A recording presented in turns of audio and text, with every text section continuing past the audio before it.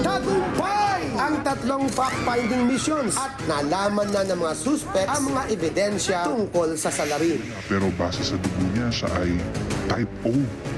Kaya niyang indahin ng nakita na medical records na meron siyang gout.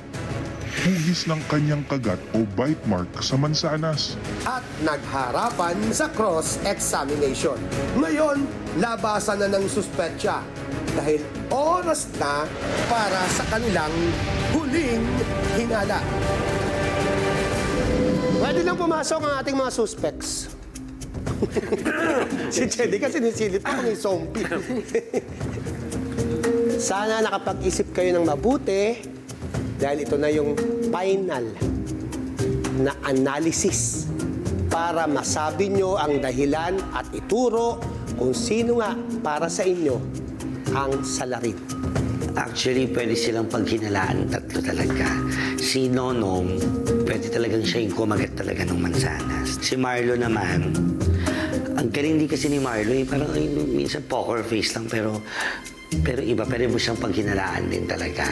Si Jenica naman, ayun na nga, yung dahil sa pagiging jolly niya at saka yung hyper, feeling ko, kabaliktaran nun, ginagawa niya lang yun kasi para maniwala kaming inosente. Inosente siya, yung Isa-isa ko kayong tatawagin dito sa aking tabi. Tapos sabihin nyo ang dahilan. At ituro nyo at lapitan kung sino sa palagay nyo ang salarin. Unahin natin si Jenica. Okay po. Dali ko po itong box. Diyan na po. Parang nagde-desisyon ka ng mga gusto. Hindi naman po. Dahilan ko kung bakit siya yung napili ko kasi siya lang yung hindi nagsabi ng hindi talaga ako. gusto ko lang sabihin na hindi ako. Ako yung inosente. Hindi ako, hindi talaga ako. Hindi talaga. Mahilig kasi ako sa games eh. So, gusto ko sa sarili ng desisyon. Hindi ko sila ikaw. So, si Marlo. Kasi yung sinasabi ko sa'yo pag hindi kayo tutuman ko. Kuya, parang mali ito. Ang hinala ni Jenica Opo. na siyang salarin. Opo, kuya. Unang-una talaga kay Jenica, nakita ko talaga yung pagka-confuse niya dahil nga doon sa cross-interrogation namin. Nagulo daw talaga yung mundo niya. Iya? Sabihin mo muna ang dahilan mo at ituro mo ang salarin mo. Kasi hindi siya consistent at parang hindi siya serious. Feeling ko siya talaga ang salarin. Ito ay si Nonong. Si Nonong para sa'yo ang kinagat ng solo. Maraming salamat, Iya. Pwede ka nang bumalik. Nonong? Alam mo, lahat naman pumupunta, di ba? Dapat pumunta ka na dito. Gusto mo pa sabihin, pumunta ka dito? Kala ko may go at Nonong, ano ang dahilan mo? Meron kong... Kasi tulong mo, ang sino sa palagay mo ang salarin.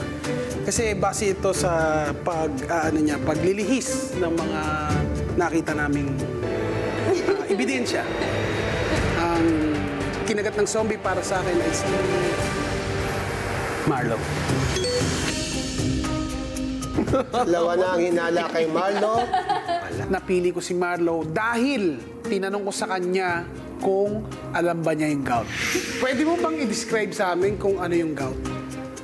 Gout. Ano siya? Napo-form siya na parang bukol dito. Yon ang nagpatibay sa akin na si Marlo nga ang suspect at ang salarin. Marlo! Nakakadalawa na sila sa'yo. Pero tumatawa-tawa ka lang. Marlo, anong dahilan at sino sa palagay mo ang salarin na kinagat ng zombie? Feeling ko siya yung kumagat ng mansanas. Dahil may narinig ako kanina na comment niya after tignan yung mansanas. Sabi niya, baka daw kasi may sumama na tinga. So, bakit naman sabihin yun kung hindi siya yung kumagat? So, sino ang hinala? Si Nonong. Si Nonong. Yun, tinapik niya. Si Nonong. Baka kasi may naiwan na tinga sa ano eh. Mas ganun kahiga ka dito. Walang nagturo kay Iya at kay Jenica. Dalawa ang nagturo kay Marlo, dalawa ang nagturo kay Nono. Walang tiwala sa inyo, mga babae. Ngayon ay alamin na natin kung sino ang salarin.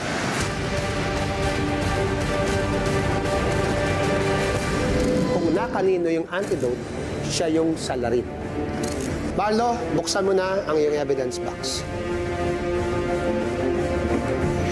Isa pang hinala ko kay Marlo kasi noong inaayos ko yung padlock, medyo ginugulo niya ako sa numbers. Hanggang sa nung siya yung gumawa, bigla niyang alam agad yung combination. Kumbaga parang mas nagkaroon ako ng lead kay Marlo. 1, 2, 3! Inosente si Marlo! Jenica, ikaw ang susunod na magbubukas. Jenica, buksan mo na ang iyong evidence box, please.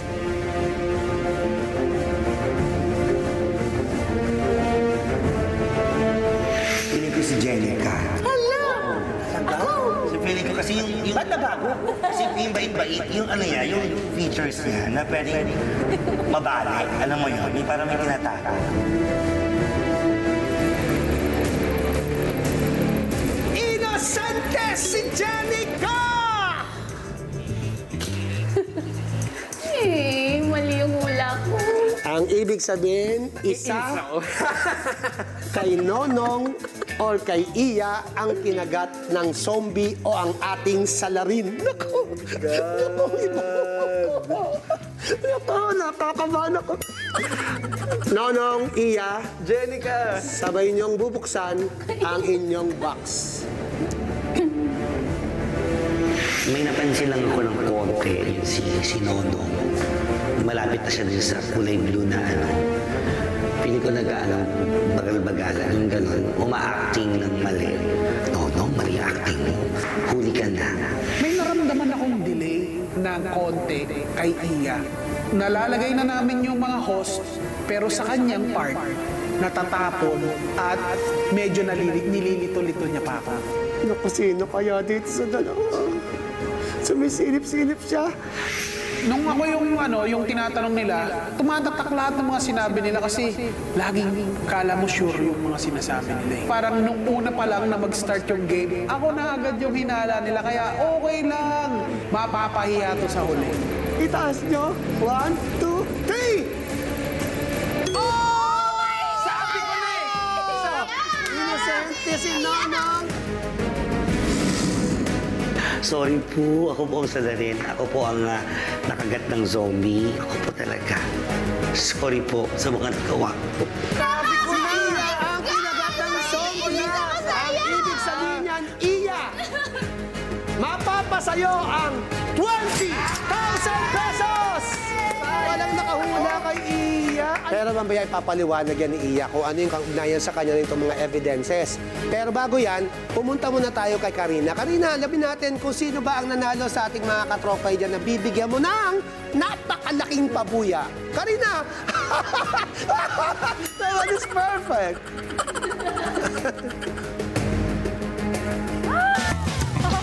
Grabe, maraming salamat po, Kuya Yani.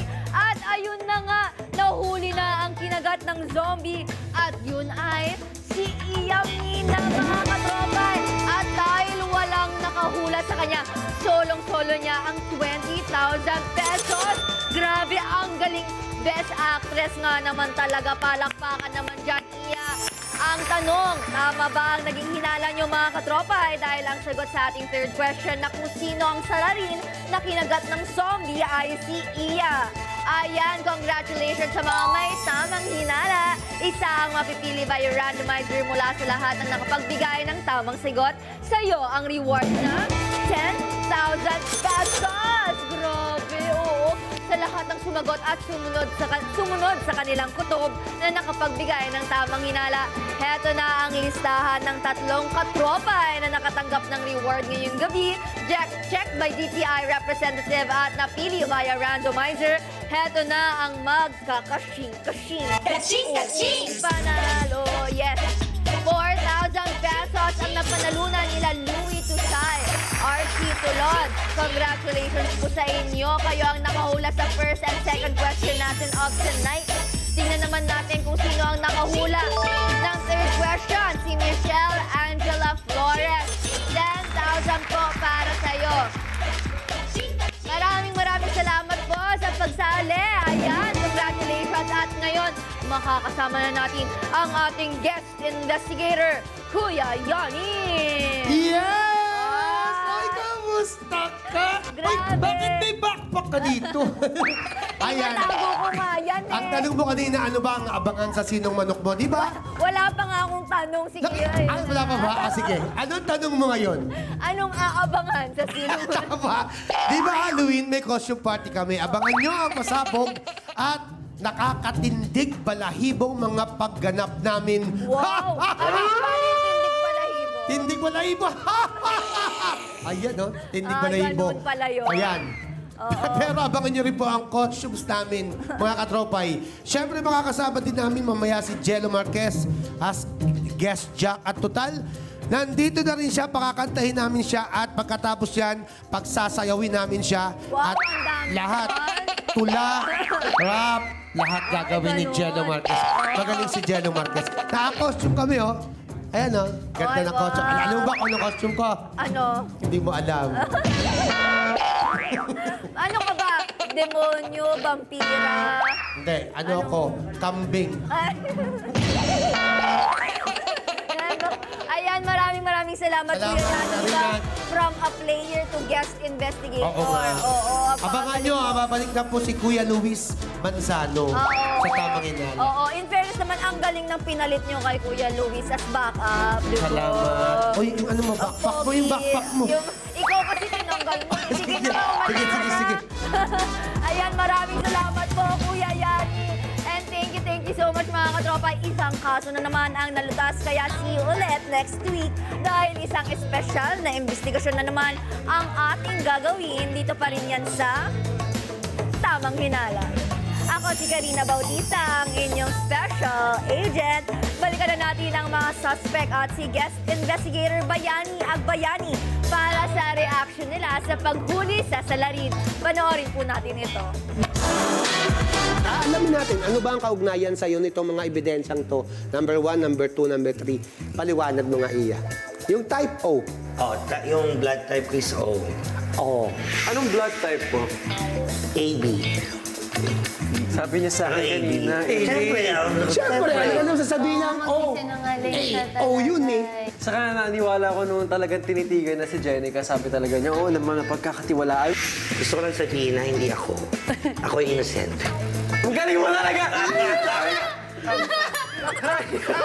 Nakakaba, mahirap. Ang feeling mo parang nagsisinungaling ka sa kanila. Yung feeling mo, ginagago mo sila. Kasi kaibigan ko sa mga so biglang, ang hirap lalo si Jenica. Yung magdali siyang mag-trust. Alam mo yun? So, Iya, ito nga may gout. ay, ano, baby, kaunti-unti lumalabas pag nag-umiinom ng beer. Yung ganun. Sa beer, no? Oo. Ano yung password dun sa box na 0102? Ang birthday ko, January 2 ka? Diyan, oo. Siguro ang pinaka-technique ko lang that time. Wala, maglaro lang, maging natural lang. Kasi maging inosente lang din na sino ka lang.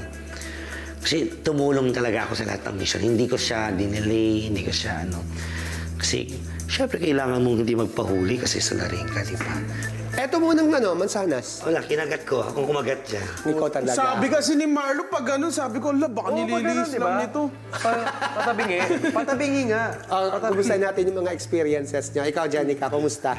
Sorry, I love you. Lalo-lalo ang trust issues ko nito, kuya, sa game na ito. Ikaw, Iya, kumusta? Siyempre, masaya ka. Unang-una, mahirap sa akin. Mahirap magsinungaling kasi nandun yung role mo na ikaw ang sandali. So, kailangan mo siyang magkunwari. Pero totoo naman yung mga chikahan natin kanina. Actually, Hindi talaga! Actually, ako naging salarin dito. Mahirap. Hindi ka makakapaglaro. Ikaw, Nonong. Doon sa mga delays, kasi nahirapan ako eh. Diniliver niya yung tali, yung pagtali? Oo, nararamdaman ko Ay, na. hindi. Okay. Hindi. Doon sa may doon sa may host. Feeling ko, mo, medyo inaano doon sa may host eh. Ikaw, Marlo. Nai-stress ako. Okay, eto lang masasabi ko. Case closed! Sa ngalan ni Luis Manzano, ako po si Bayani Agbayani, ang inyong lead investigator. Samahan nyo kami sa susunod na linggo dahil isang kaso na naman ang ating sisiyasatin. Maging mapagbatsyag, alamin ang ebidensya, huwag padadala sa maling akala. Patunayan ang inyong tamang hinala. Sino kaya ang inosente? At sino kaya ang slarin? Sino ang sumunog ng kanin? Ano sinabi ng mom noon? Magaling kang acting, eh, no? After telling the truth. I can see a facade. Objection overruled! Salaring ka ba talaga o bagay lang sa'yo maging salaring? Napapagkamala nakakatampasit ka itong kanina eh. I was trying to play cool and all. Nasira talaga yung susi. Come on, Zach! Nasira talaga. Good luck! Good luck sa mga utak niyo. Kasama kayo sa pag-iimbestiga. 5 winners ng 4,000 pesos at 1 winner ng 10,000 pesos. Ikaw ang salarin! Manood, mag-imbestiga at manalo sa tamang hinala. 1, 2, 3, 4.